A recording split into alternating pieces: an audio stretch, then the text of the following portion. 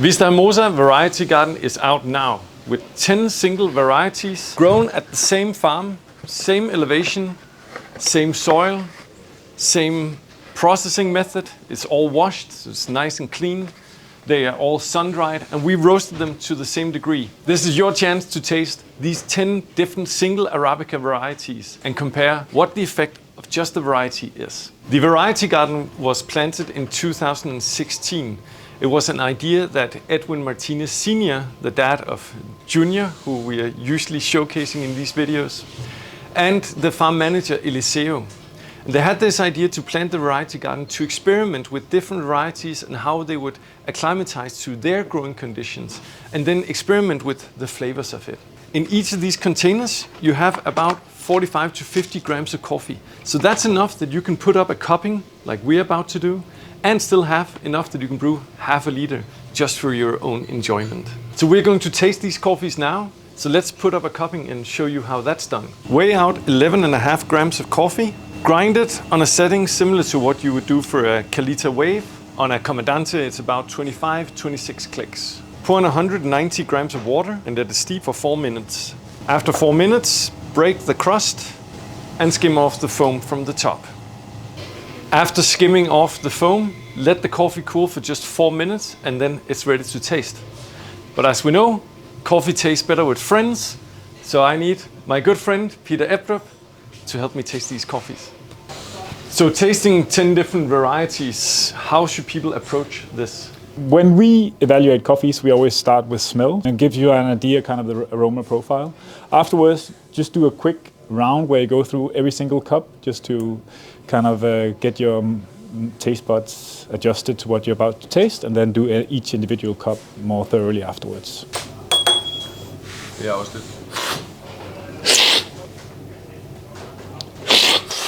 And on the table here we have the green beans as well, so you can see how it was delivered to us. We can already see a lot from evaluating the green bean samples on how carefully they're sorted, the size of the different varieties and the shape of them as well, which is fun. So let's dive into the Catuai Rojo. The red Catuai, the mixture of the Timor and Bourbon. Super sweet, elegant, very clean. I think it's a great one to start with. Not so much going on for me, like there's fruit, a little bit like red fruit, but nothing crazy. No, it's a very smooth coffee, balanced, not too much bitterness, but definitely kind of a medium-bodied coffee. For me, it's like there's very much this base of chocolate, and then there's just a little bit of fruit, like some stone fruits in there as well. So this reminds me a lot actually of what I think Vista Hermosa does really well, like a really nice Guatemalan, very clean. Yeah. Exactly. Then the Catimor Rojo. Yeah.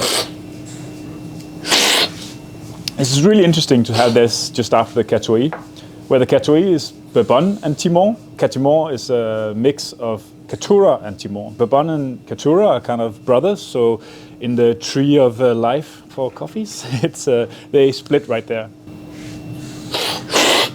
For me, this is not as great. No. Like compared to the Catuai Rojo, this is more like nutty, slightly like a bitterness to it. Skins from different nuts and so on, like that kind of bitterness. It's not bad at all. Like it's a perfectly good, well-produced coffee. In a good French press, I think it would be great. Yeah. And the first one maybe more kind of a filter coffee for me. Yeah.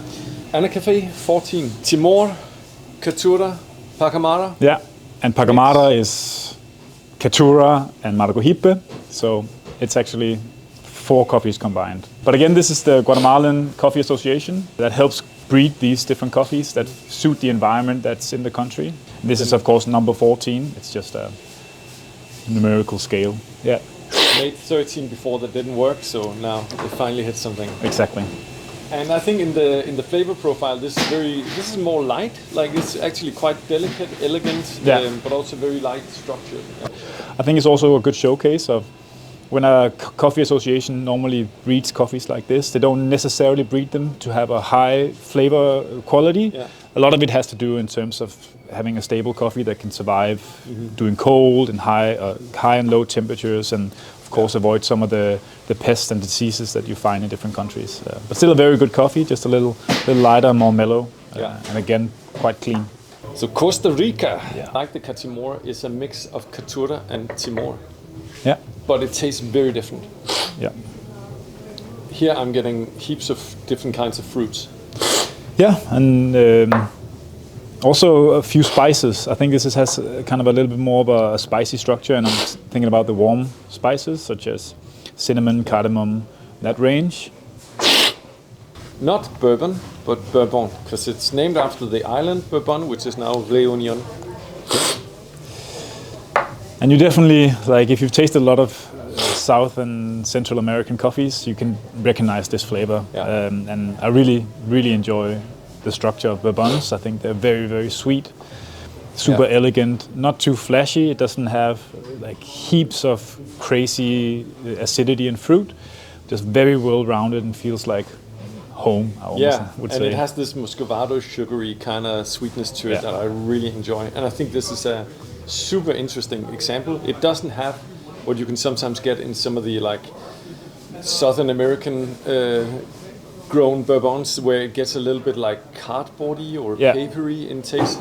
This one is just like a good example of that sweetness and structure coming through. And then we have the Typica. Yeah. And this is fun because now we have Bourbon and Typica, two oldest varieties out there grown on plantations all over the world. And this is really fun. And I don't think we were able to include these two last year because the amounts were so low. The yields from the variety garden, since it's only 8 years since they planted all these trees, is still very low. So some of them we don't have enough of to share. Yeah. Really glad we can share these two old varieties now. Yeah. Compared to the Bourbon, they kind of remind me of how the trees look. The Bourbon is a little bit a shorter tree, a little bit more stubby, and a little wider, more full-bodied, more sweet. And the Typica has this tall, lengthy tree with big spaces between the branches. And I think similar to the flavor here, you have this very sweet round coffee first, and then you have this acidic, more sharp coffee afterwards with a much more kind of linear flavor profile. Yeah, it's like more like somehow like fine-tuned somehow. Exactly. Then the red Caturra, discovered in Brazil in the 30s originally, and like quite different than what we just been through, especially like going up in acidity for the Typica. Here I feel we drop in acidity again, but heaps of like baker's chocolate notes going on. Exactly, and it has these kind of orange fruit notes, oranges, and it's super sweet. Again, I really find Caturra to be a very pleasant coffee. It's one of my favorite varieties. If I have to pick one of the, it's definitely up there for a really flavorful, complex coffee. And for me, it lands right between the Bourbon and the Typica flavor profile. If you mix those two, it has kind of that full roundness, that smoothness from the Bourbon, and then it does have some fruit and acidity similar to the Typica. So it lands kind of in between there. And I just think it's one of the coffees that has a tendency to have the best balance.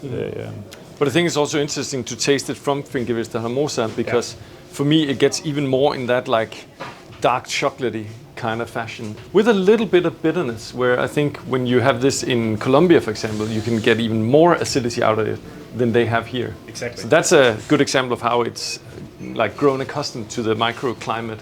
So the Pache Rojo was actually discovered at one farm in Guatemala, the Brito farm, in, I think it's Santa Cruz Naranjo, it's called. Yeah. And from that one farm, this variety has spread throughout Guatemala and it's planted at several different locations now. Yeah.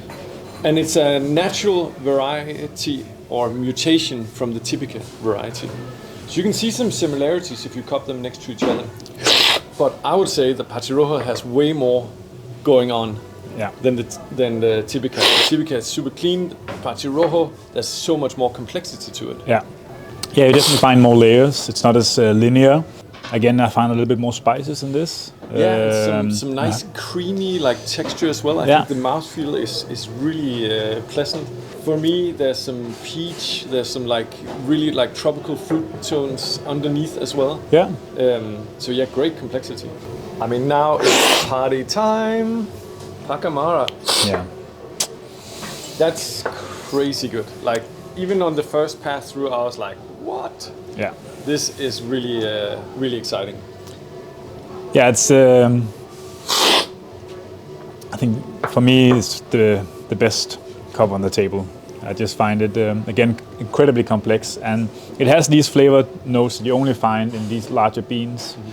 I don't know if you'd say it's like mushroom broth, or if that sounds... It has a little bit of that, but that can sound really negative. Yeah, but it's not. But here it's on the clean side. Yeah, so exactly. It's really, yeah.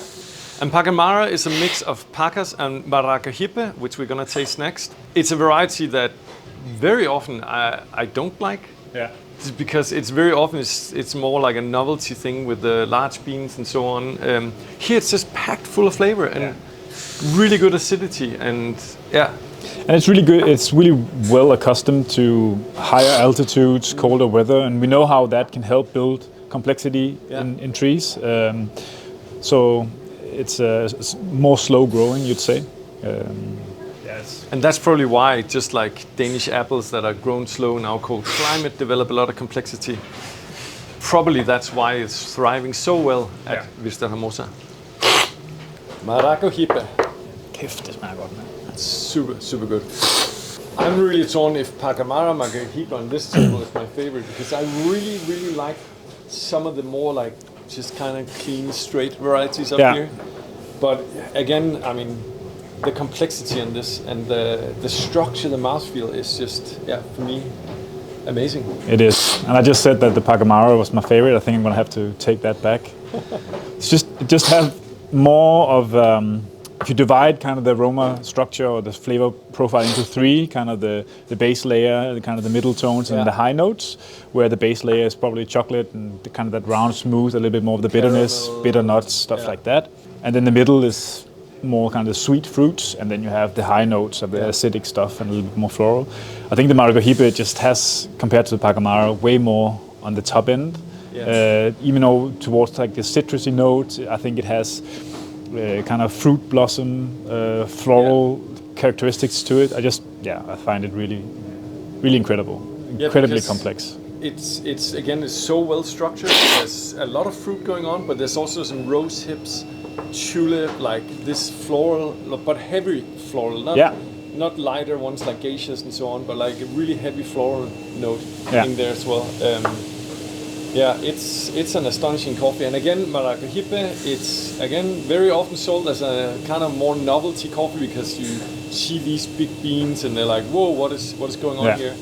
But it can be packed full of flavor, as they're showing here, and as we've seen from Takesi as well, which is really astonishing. That was incredible for me. Like, to get to taste these 10 varieties next to each other, it's an absolute thrill, knowing that they're all equal. Like they're all done exactly the same way, from the farm through the roasting through the brewing as well. And we still have enough that we can actually brew some and enjoy at home. We hope that you enjoyed this. We hope that you'll do a cupping like this, because that allows you to go back and forth and taste them over and over.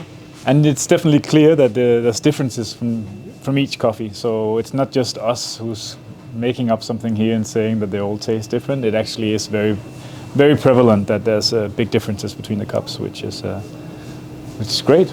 Great experience. So thank you to Edwin Martinez, Junior and Senior, Eliseo, everyone at Finca Vista Hermosa for allowing us to showcase these varieties. And thank you for buying this variety garden box, supporting Finca Vista Hermosa. And we'd love to hear back from you. What was your favorite? Any varieties that stood out? Anything that we should tell them to do more of? Thank you for joining, and thank you for watching.